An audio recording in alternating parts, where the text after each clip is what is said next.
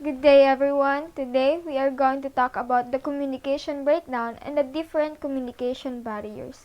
So without further ado, let's hop onto the video. So what is communication breakdown? Communication breakdown as defined by Emily Rogers in her online article is a failure to exchange information resulting in a lack of communication.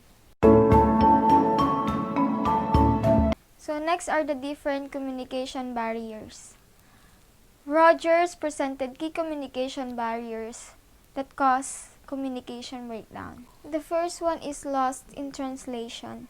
Lost in translation occurs across emails when the receiver perceives the message differently because of lack of tone.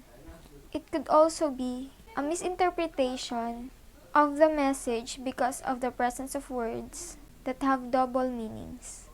The second one is the attention span of a gnat.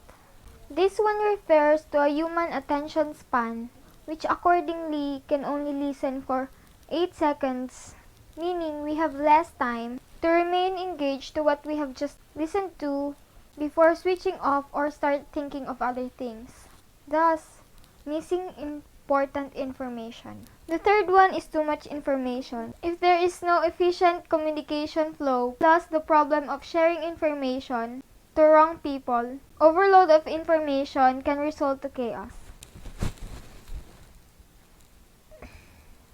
The last one is under pressure.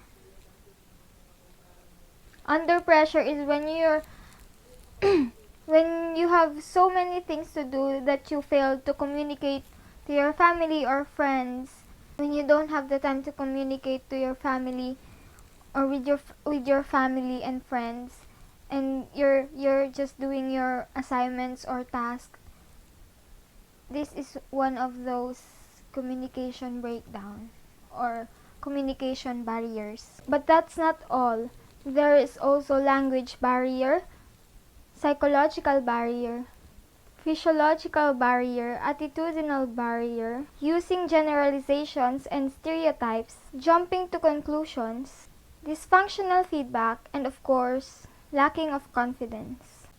Language and linguistic differences may become barriers to communication because you won't be able to understand if the person you're talking to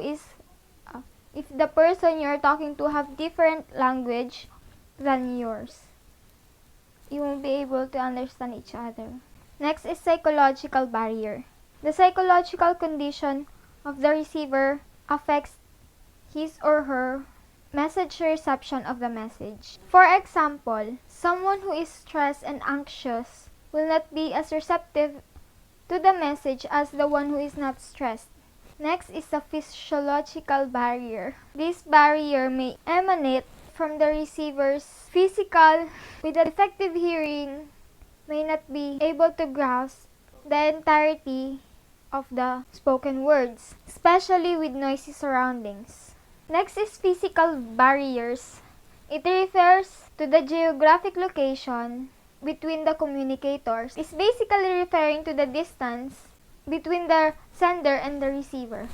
The next one is attitudinal barriers. Prejudices and other related biases are examples of attitudinal barriers. The next one is the using of generalizations and stereotypes. Speakers who make unqualified generalizations undermine their clarity and credibility. Be cautious not to get hold in the habit of using stereotypes or making generalizations about complex situations or systems. Next one is jumping to an immediate conclusions.